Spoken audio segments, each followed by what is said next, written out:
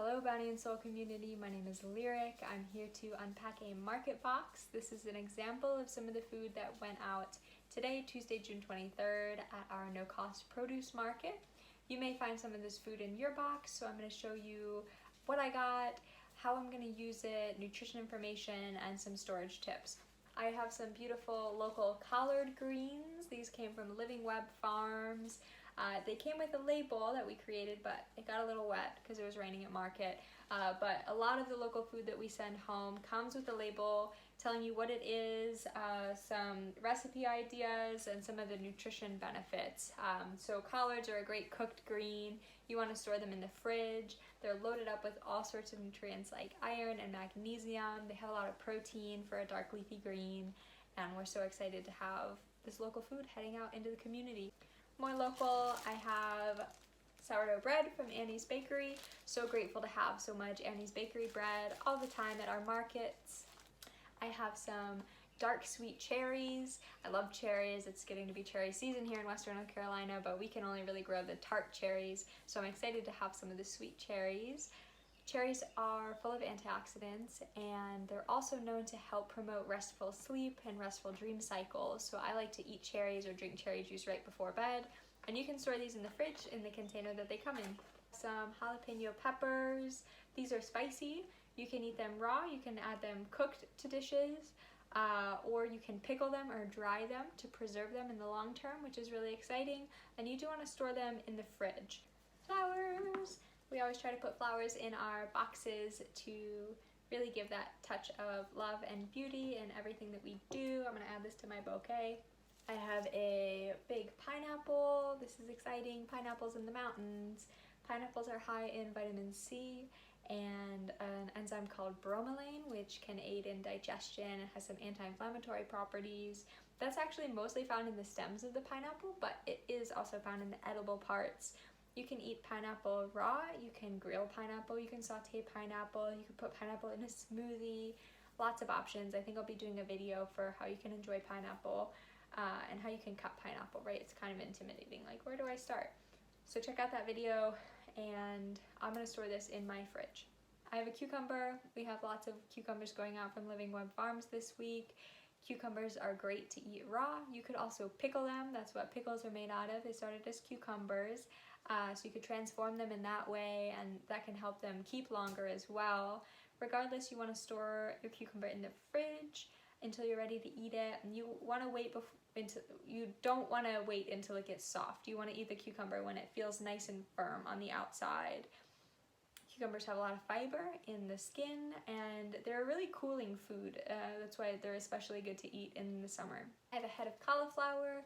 Cauliflower is really high in vitamin C, which is something that folks don't think about with cauliflower. To get those benefits, you really want to be eating the cauliflower raw because vitamin C can be cooked off with heat. So you could eat it raw, add some, have a dipping sauce or something like that. You could also cook it, roast it with a little olive oil and salt. That would be delicious. You want to store this in your fridge. I might take it out of the plastic because I can see there's some moisture inside of the plastic, and that might make it rot a little bit quicker. I have a zucchini and a summer squash. You can check out my videos on the Facebook page and the website.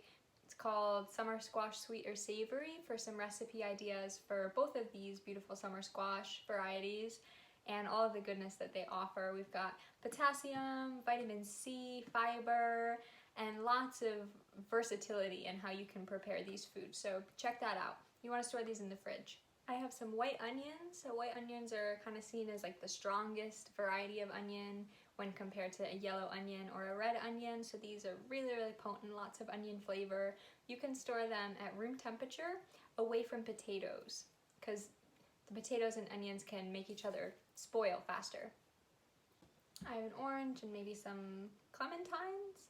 I'm actually not quite sure what these small citrus are, but regardless, they have a lot of vitamin C. They can add a lot of natural sweetness to your dishes, and you can also add them into cooked food, like a stir fry, some chunks of orange or something like that. So feel free to get creative with your citrus. Avocado! Yay, I love avocado. Avocado is a great plant ally in adding a lot of creaminess to dishes, especially if you're moving away or avoiding dairy for any reason. I'm lactose intolerant, so I can't eat dairy, so avocados can add a lot of creaminess to sauces or rice dishes or like whole grain pasta dishes, things like that. And they also have a lot of really good healthy fat. So avocados are great all-around food. You want to eat them when they start to get soft. So this one feels really ripe. It's soft to the touch, and you want to store them in the fridge. And also be aware, if you cut it open and only use part of it, the other part of it will start to get brown as you store it in the fridge for later use. But that's okay. You can still eat it, but it gets brown when it oxidizes or comes in contact with the air. Some russet potatoes. These can be stored at room temperature. Russets have a fairly thick skin for potatoes, so if you want to go for that crispy baked skin, these are a great option for that, for like a baked potato or chopped and roasted. Those would be really delicious, and you can store these at room temperature. I have some sweet potatoes. Last but not least, sweet potatoes have a lot of antioxidants, beta carotene, which is absorbed in your body as vitamin A, and you get fiber in the skin of the sweet potato, so there's really no need to peel them. Even if you're doing a mash or something, I'll always leave the skins on to get those extra vitamins, because the vitamins in the skin are different than the vitamins in the inner flesh of most foods, sweet potatoes included. You can store these at room temperature.